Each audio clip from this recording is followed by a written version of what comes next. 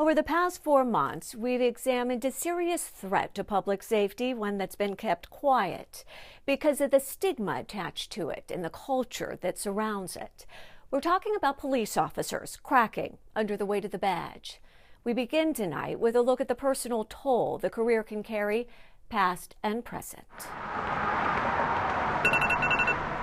At the crack of dawn, the quick pace of daily life can kick in, from the dash out the door to the idle wait in rush hour traffic.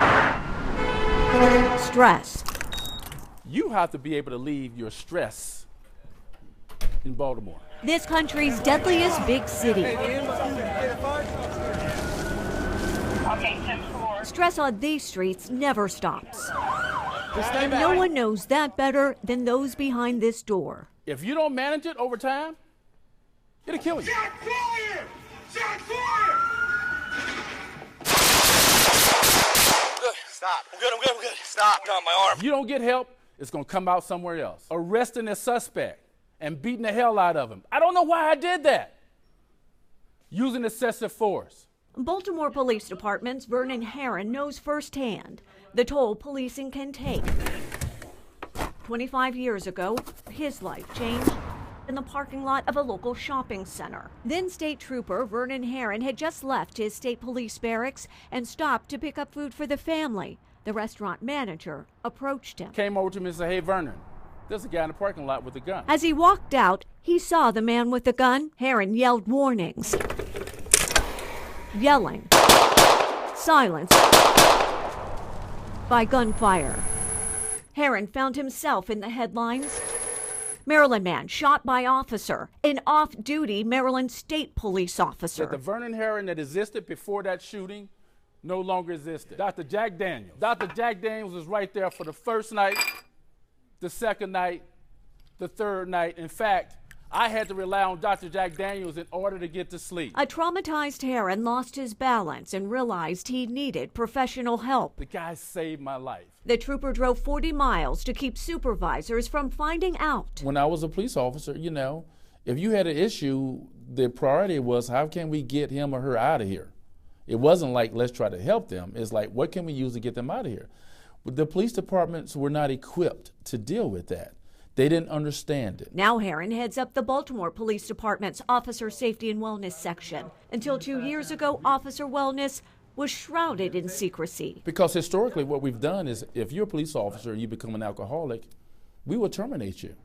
If you're having domestic problems at home, we'll tell you don't bring those personal problems here to the police department. And heaven forbid if you talk about suicide, If you talk about suicide, then we're definitely going to try to get rid of you. A report published this year found more officers committed suicide in 2017 than died in the line of duty, 140 compared to 129. Alcoholism has also plagued police. One study found up to 23% of officers surveyed abuse alcohol.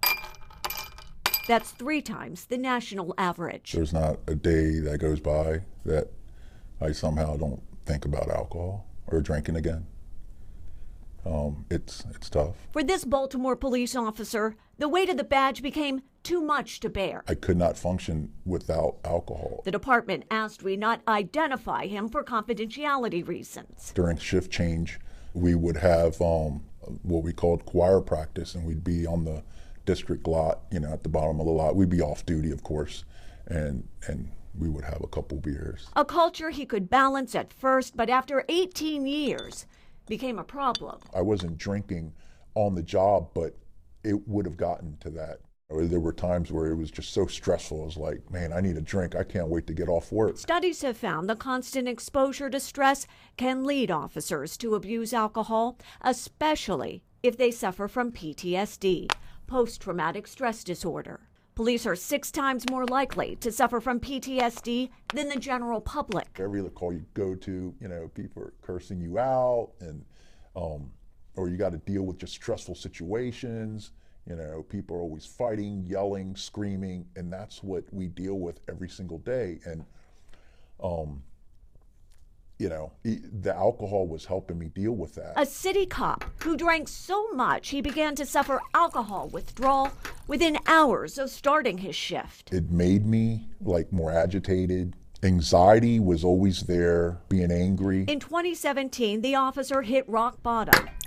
When I started drinking every single day, heavily, every single day. I was drinking so much I was throwing up. The struggling patrolman turned to the very person Herron avoided. I called the supervisor at work. I told him, look, I don't think I can quit on my own. Within 2 hours, Herron had the officer heading to rehab. He's one of 20 officers in the past 2 years to voluntarily go through the month-long program. This officer's been sober since January. Do you think you're a better police officer? I'm a better police officer, yes, absolutely. People that have addictions out on the street that we deal with on a daily basis, I am a little bit more sympathetic to them. I look at them and I see myself, 7-8 months ago. An officer who once policed city streets agitated, angry, and anxious, now showing signs of empathy and patience. We're just normal people, that just happen to choose this profession. In cities like Baltimore and Chicago, a routine day on the job for an officer can expose them to a barrage of trauma. We head to Chicago to see the deadly results. It's always around this time of day. A young Scott Trace would start to dream of when he might walk this hallway where fallen heroes live. He wanted to be a cop since a little boy. The villains versus heroes, he wanted to be on the hero side. He wanted to fix the bad city. And rid the streets of evil. That's his Teenage Mutant Ninja Turtle town. Like the characters he grew up watching. He pretended that Chicago was that town, and this is his vehicle. He's gonna chase the bad people in. So when Scotty says, hey, I want to be a cop, what are you thinking? Well, obviously, guy, this is too dangerous for you. Art McIsaac is Scott's cousin. Scott was a joker. The two were raised together. Very happy person. A happy-go-lucky kid. This is how I met him. Who Art feared a little cookie could lose his life under the weight of the badge. My parents were actually discouraging him. The streets of Chicago can be rough. Especially Englewood.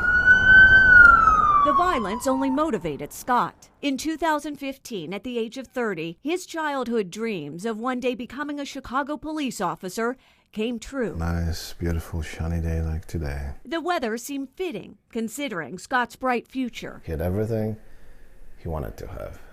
He had a beautiful girlfriend, a brand new condo, 2 cars, brand new car. He got everything set up for life. He had everything that he ever wanted. And he had his dream job. But something changed. A year and a half after becoming an officer, Scott's life came to a violent end. He basically took his own gun, drove his brand new car right in front of his girlfriend's parents' house. He did shot himself right in the side of the head. Scott became one of 108 police officers to take their own life in America in 2016. Just over the summer this year, 3 Chicago police officers committed suicide, 2 of them in the same precinct parking lot. The fact that I've seen 3 of my fellow officers this year die from suicide in such a short period of time, which was 3 months, and actually on duty, it makes me ask myself, what else can I do? What else can we do as a department to actually address those issues? Sergeant Sean Kennedy is a peer support member of the Chicago PD. It does have an impact on you. He visits with officers at risk in an effort to drive down the department's suicides. The Justice Department found CPD's officer suicide rate is more than 60% higher than the national average, writing, more officers die of suicide than in the line of duty. If you start having this repeated trauma over your career, it's going to start to manifest some way or another. Leading up to Scott's suicide, murders in Chicago had more than doubled from the previous year. I mean, the one sentence I remember he told me is that it would be hard for me to believe what one human being is doing to another human being. Much of the violence playing out was in Chicago's South Side. They transferred him there. Family members say that's when they noticed something changed. This guy was like living energy. He got very much into his moods, sadness, where he wouldn't speak to anybody. He would just stare at TV. Amid the withdrawal, there were signs of anger and broken relationships.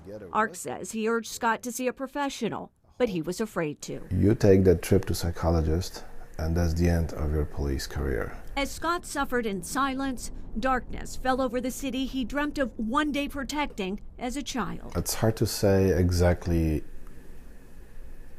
what made him such a sad, quiet person.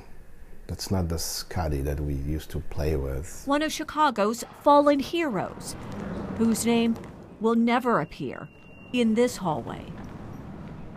Both the Baltimore and Chicago police departments provided us exclusive access to officers and commanders to see firsthand how the departments are addressing mental health.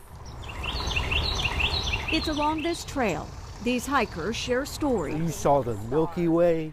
It was phenomenal. This group carries extraordinary memories. Let's not talk about work. I don't want to talk about work. Work is what they're trying to get beyond.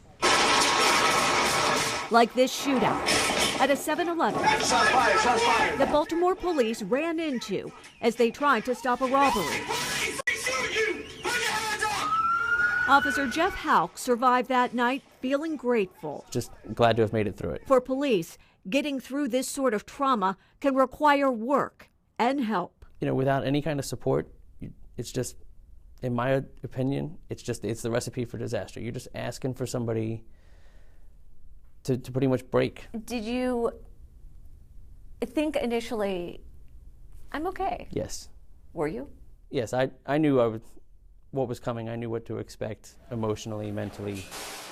Hauk learned these skills fighting in Iraq and Afghanistan for 10 years. Even the soldiers and the stuff that we have for the U.S., I said, they talk to people. Research on the mental health of police officers shows constant exposure to death and destruction exerts a toll on first responders. Yet many do not disclose mental health issues, nor do they access treatment. As a result, officers are up to 5 times more likely than the general population to be depressed or suffer post-traumatic stress disorder, known as PTSD. When officers are not focused, people get hurt. Vernon Herron is with the Baltimore Police Department's newly created Officer Safety and Wellness section. We want to try to intervene as soon as possible to deal with these stressors and to let officers know that it's okay not to be okay. Shots fired! Shots fired! Please get more units! Unlike in the past, Vernon's team rushes counselors to scenes like this to warn officers what to look out for and let them know there's help. So when they go home and they understand why they can't get to sleep, what's going on with them. In these woods, Since there's a body of water over here, they're more prevalent to be there. police have turned to nature to calm the chaos. We need outlets. We need to feel safe. We need to be around each other. And so we're going to cut behind this alongside of my truck. Officer Jasmine Riggins Green also works in the department's wellness unit. She organizes hikes to help officers and their friends. Ready to go to work? There you go. Off the trail, Lieutenant Sarah Connolly and her partner are also with Baltimore's wellness section. She's our first therapy dog. Really? Mm-hmm. That's cool.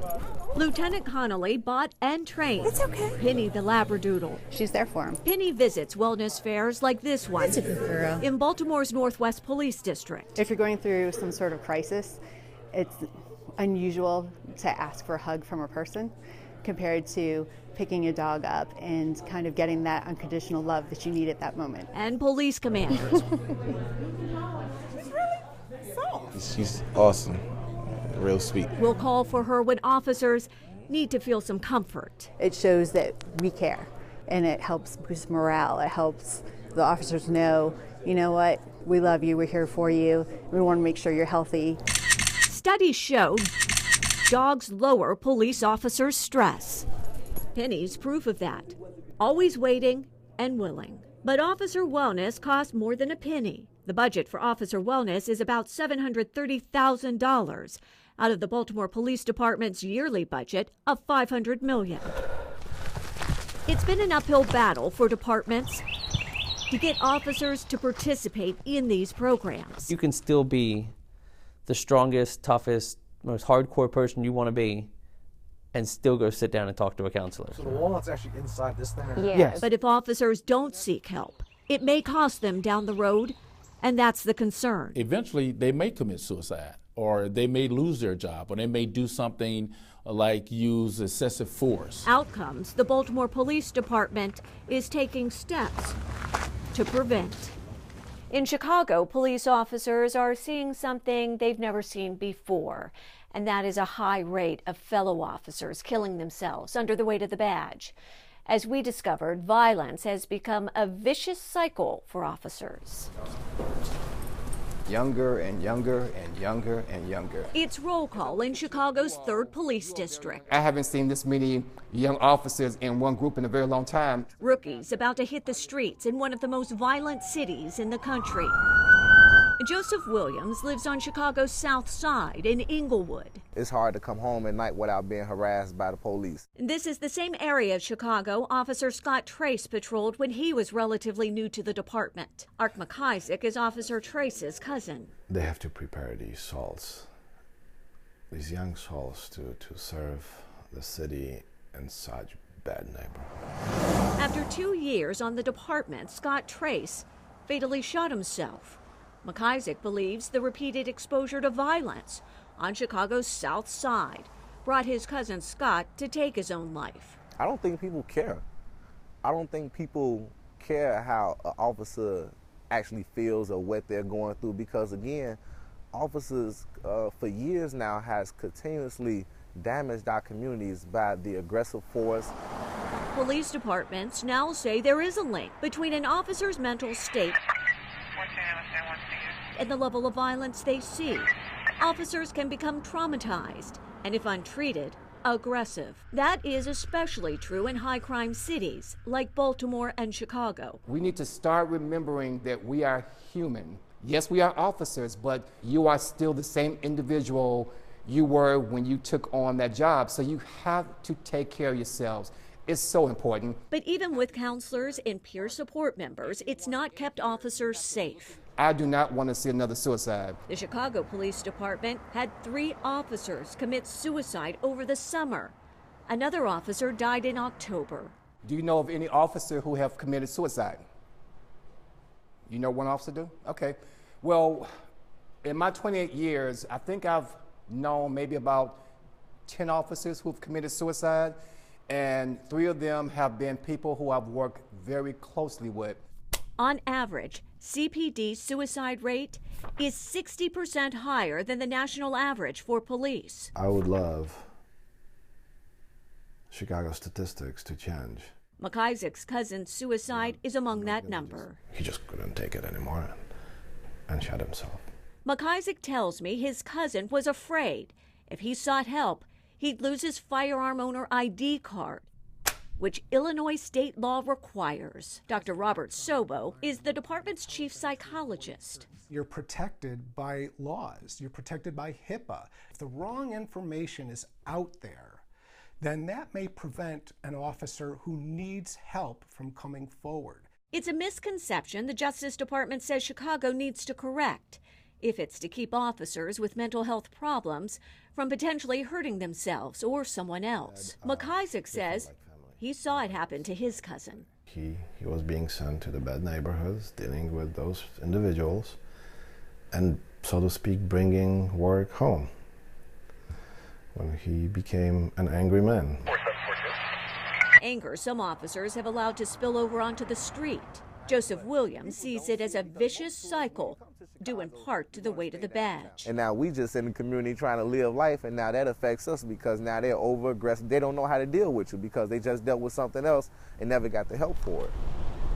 Between 2004 and 2017, the Chicago Police Department paid out over $500 million in police misconduct cases. Officer misconduct that some say is the result of unmanaged stress and trauma. Part of the problem for police officers is to survive, they have to be hypervigilant.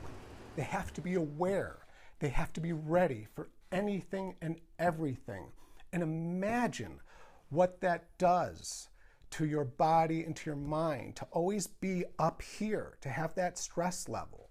So we want our officers to learn that when you leave the job, You have to find a way to come down from that hypervigilance, to relax your mind, relax your body. For the officer who might be watching this and contemplating suicide, what message do you have for them? You're not alone.